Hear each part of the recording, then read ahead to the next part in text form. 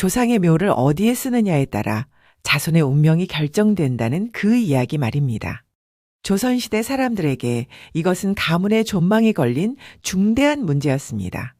오늘은 대구 근교 고천마을에 전해지는 극심하게 가난한 두 형제가 가문의 흥성을 위해 당대 최고의 풍수 전문가인 공길수 선생을 속여 명당을 얻으려다 벌어지는 파란만장한 이야기를 들려드리겠습니다. 초가집안 아버지의 차가운 시신 앞에서 두 형제 김주연 33과 김정호 29가 눈물을 흘리고 있었습니다. 둘 다 낡은 배우 차림에 수척하기 그지 없었습니다. 정호는 선천적으로 한쪽 눈이 거의 보이지 않아 늘 곁눈질하는 버릇이 있었습니다. 형님, 척박한 공동묘지에라도 묘를 써야 하지 않겠습니까? 안 돼. 주연이 벌떡 일어났습니다. 아버지께서 평생을 가난과 고생으로만 보내시다 가셨는데 돌아가셔서라도 좋은 땅에 편안히 모셔드려야지. 우리 자식들이라도 부귀영화를 누려야 아버지의 한이 풀리시지. 주연의 목소리에는 절박함이 가득했습니다. 당시 묘자리는 후손의 운명을 좌지우지한다고 굳게 믿었지만 이 형제에게는 가진 것이 아무것도 없었습니다. 그날 밤 주연은 고민으로 잠을 이루지 못했습니다. 촛불 아래 골똘히 생각하던 그의 얼굴에 번뜩이는 표정이 떠올랐습니다. 공길수 선생이라면 이 근방에서 가장 유명한 풍수대가. 그분이 잡아주는 자리는 하나같이 천하의 명당이라던데 공길수 선생의 복채는 상상할 수 없을 만큼 비쌌습니다. 주연의 눈빛이 싸늘하게 변했습니다. 그래, 그 방법밖에 없어. 더 이상 물러설 곳이 없다. 다음 날 주연이 동생 정호를 조용히 불러냈습니다. 정호야, 내게 기막힌 수가 생겼다. 무슨 수입니까, 형님? 내일 공길수 어르신이 우리 마을 앞길을 지나가실 거야. 네가 그분을 두들겨 패는 거다. 예? 정호가 깜짝 놀라 뒤로 물러섰습니다. 아니, 형님. 어찌 그런 몹쓸 짓을. 그것도 천하의 어른께. 잘 들어. 죽지 않을 만큼만 두들겨 패는 거다. 그러면 내가 상복을 입은 채 나타나서 너를 쫓아내고 어르신을 구해드리는 척할 거다. 주연의 눈빛은 냉정하고 확신에 차 있었습니다. 그러면 어르신께서 내게 큰 은혜를 갚으려 하지 않겠느냐. 그때 우리가 묘자리를 제발 좀 봐달라고 간청하는 거지. 하지만 형님, 그건 너무 비겁하고 파렴치한 짓이 아닙니까? 그럼 아버지를 그냥 아무데나 버릴 거냐? 이것밖에 없어. 이 방법이 우리 집안을 살릴 유일한 길이다. 나를 믿어라. 정호는 한참을 망설였지만 결국 무거운 고개를 끄덕였습니다. 알겠습니다. 형님, 제가 하겠습니다. 다음날 정호는 마을 입구 느티나무 아래에 몸을 숨겼습니다. 주먹을 쥐었다 폈다 하며 긴장한 모습이었습니다. 해가 중천에 떠오를 무렵 저 멀리서 단정한 지팡이를 짚고 걸어오는 노인이 보였습니다. 예순에 인자한 공길수 선생이었습니다. 정호는 나무 뒤에서 맹렬히 뛰쳐나와 공길수 선생을 무자비하게 밀쳐버렸습니다. 노인은 길바닥에 넘어졌고 정호가 사정없이 주먹을 휘둘렀습니다. 선생은 팔로 필사적으로 얼굴을 가리며 고통스러운 비명을 질렀습니다. 50평생 학문과 풍수만 연구해온 나이든 선비는 젊은 청년의 폭력적인 힘을 당해낼 재간이 없었습니다. 피가 입가에서 흘러내렸습니다. 바로 그때였습니다. 어떤 놈이 감히 상복 차림의 형 주연이 급하게 달려왔습니다. 어르신을 패다니. 이 천하의 버러지 같은 놈아. 주연이 정호의 멱살을 잡고 후려치며 쫓아냈습니다. 정호가 비틀거리며 달아나자 주연은 쓰러진 공길수 선생을 조심스럽게 부축해 일으켰습니다. 어르신, 정신 차리십시오. 괜찮으십니까? 고맙소. 고맙소. 공길수 선생은 온몸이 욱신거리고 아팠습니다. 갈비뼈가 부러진 듯했고 얼굴은 퉁퉁 부어 있었습니다. 이 상태로 어찌 먼 길을 가시겠습니까? 부디 제 집에서 편히 좀 쉬십시오. 주연의 간곡한 부탁에 선생은 결국 고개를 끄덕였습니다. 초라하지만 깨끗한 초가집에 들어온 공길수 선생은 주연의 상복 차림을 보았습니다. 그런데 자네가 상을 당한 모양이구려. 예, 아버지께서 사흘 전에 돌아가셨습니다. 주연의 목소리가 떨렸습니다. 그런데 저희가 너무나 가난해서 아버지를 모실 찬란한 명당은커녕 묻을 장소조차 마련하지 못하고 있습니다. 그러하구려. 얼마나 마음이 답답하시겠소. 공길수 선생이 깊은 생각에 잠겼습니다. 자네가 나를 살려준 은인인데 내가 어찌 이런 사정을 알고도 그냥 지나칠 수 있겠소. 선생이 천천히 몸을 일으켰습니다. 좋소. 내가 가진 재주로 자네를 위해 천하의 명당을 하나 찾아드리리이다. 정말이십니까? 주연의 눈이 휘둥그레졌습니다. 계획은 완벽하게 성공한 것입니다. 공길수 선생과 주연이 마을 뒷산으로 올랐습니다.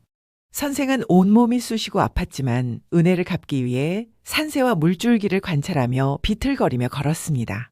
한참을 오른 끝에 공길수 선생이 어느 지점에 멈춰 섰습니다. 시야가 탁 트이고 뒤로는 웅장한 산이 병풍처럼 둘러싼 곳이었습니다. 그래, 여기다. 선생의 눈빛이 빛났습니다. 여기가 바로 연소봉의 명당이요. 연소봉이라니요?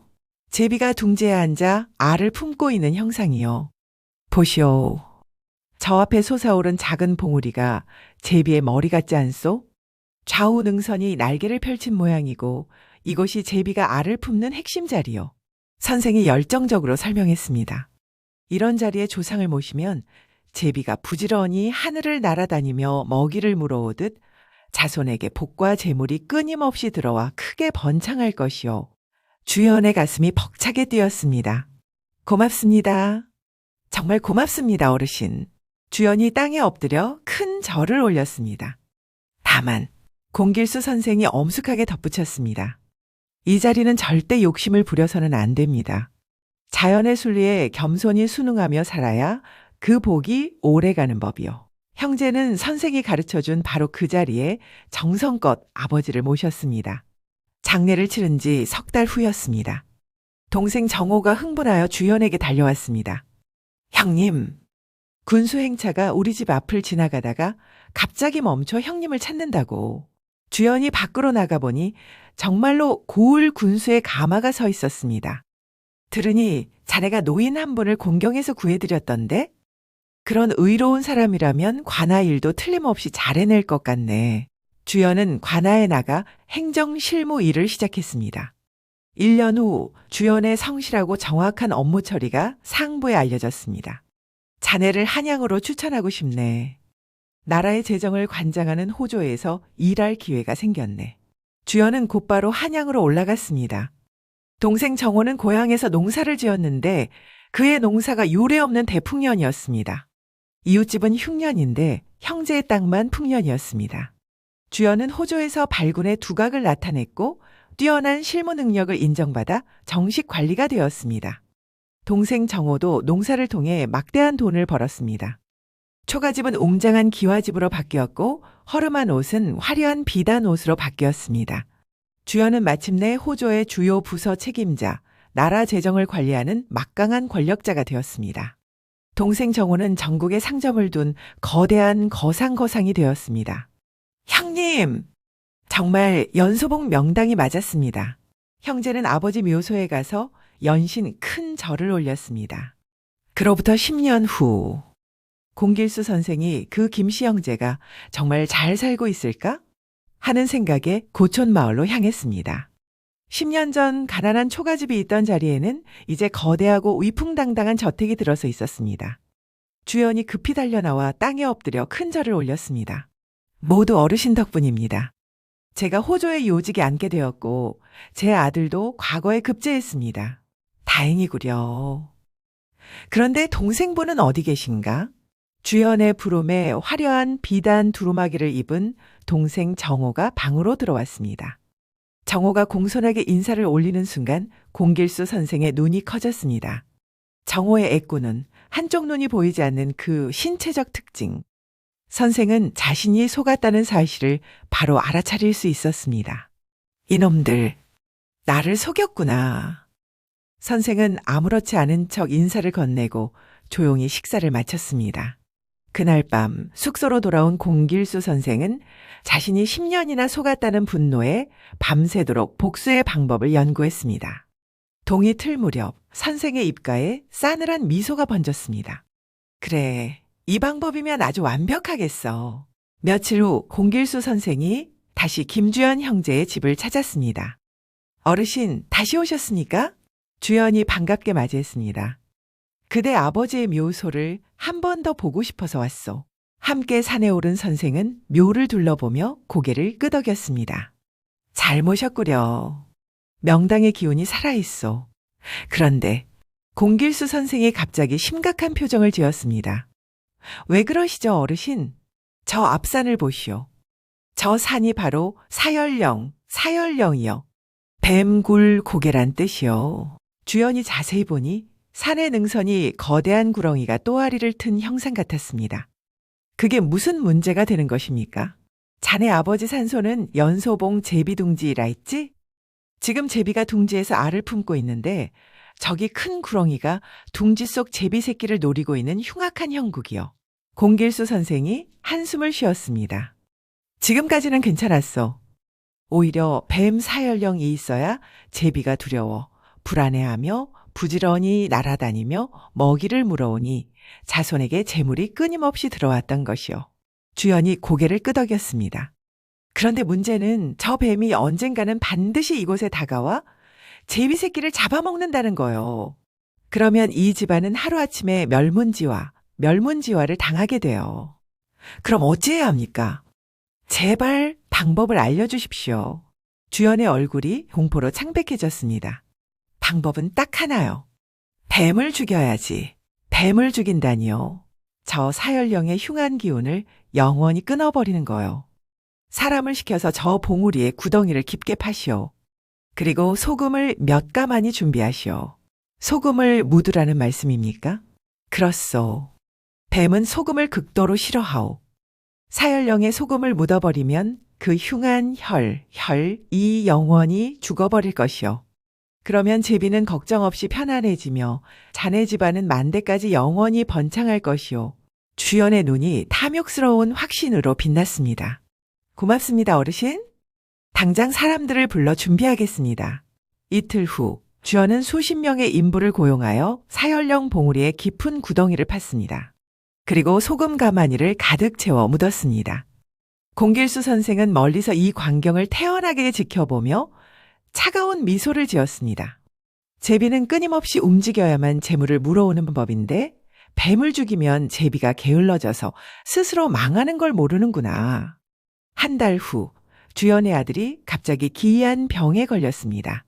2달 후 동생 정호의 상회에서 원인을 알 수 없는 큰 화재가 났습니다. 3달 후 형 주연이 조정에서 정적들의 모함을 받아 호조에서 쌓았던 모든 자리를 하루아침에 잃어버렸습니다. 이후 동생 정호의 사업은 연달아 참담하게 실패했습니다. 1년 후 빚쟁이들이 매일같이 몰려들기 시작했습니다. 화려했던 저택은 헐값에 팔려나갔고 넓은 땅들도 빚으로 넘어갔습니다. 형제는 결국 다시 초가집으로 처량하게 돌아왔습니다. 10년 전 그 극심하게 가난했던 모습으로 되돌아간 거예요. 형님, 도대체 무엇이 잘못된 겁니까? 동생 정호가 울음을 터뜨리며 물었지만 주연은 대답할 수 없었습니다. 어느 날 주연이 아버지 묘소를 찾아가 오열할 때 공길수 선생이 뒤에서 담담하게 서 있었습니다. 그것이 궁금하시오. 어르신, 주연은 두려움에 사로잡혔습니다. 이제야 깨달았소? 제비는 움직여야만 재물을 물어오는 법이요. 뱀 사열령이 있어야 제비 가문가 불안해서 부지런히 날아다니는 거요. 뱀을 죽이니 제비가 게을러지고 안일해져 결국 망한 거지. 공길수 선생의 목소리에는 차가운 냉기가 흘렀습니다. 하지만 자네들은 그런 이치를 알지 못했어. 오직 욕심에 눈이 멀어 나를 폭행으로 속였으니 말이오. 주연의 얼굴이 하얗게 질렸습니다. 10년 전 그날 동생이 날 두들겨 패고 자네가 구한 척한 그 비열한 연기 내가 전부 다 알고 있었네. 용서해 주십시오. 어르신, 저희가 너무 가난해서 그만 용서라. 이미 모든 것이 늦었어. 공길수 선생은 등을 돌렸습니다. 남을 속여서 억지로 얻은 복은 결코 오래가지 못하는 법이요. 명심하시오. 주연은 그 자리에 힘없이 주저앉았습니다. 참회의 눈물이 하염없이 흘러내렸습니다. 동생 정호도 모든 진실을 알게 되었습니다. 형제는 다시 가난하고 소박한 삶으로 돌아갔지만 이제는 정직하게 땀 흘려 일했습니다. 형님, 예전처럼 부자는 아니지만 이렇게 정직하게 사는 게 훨씬 더 마음 편한 것 같습니다. 그래. 남을 속이지 않고 정직하게 사는 것이야말로 진짜 복이요. 이 이야기는 오늘날까지도 공길수 선생의 복수라는 이름으로 전해지고 있는 교훈적인 이야기입니다. 탐욕과 속임수로 얻은 것은 결국 그보다 더 큰 대가를 치르게 된다는 준엄한 교훈. 그리고 진짜 복은 화려한 묘자리가 아니라 정직하고 성실한 삶에서 온다는 변치 않는 진리. 이 이야기가 우리에게 던지는 메시지는 분명합니다. 남을 속이지 마세요. 욕심을 부리지 마세요. 정직하게 땀 흘리며 사세요. 그것이 여러분 자신과 자손에게 물려줄 진정한 명당입니다.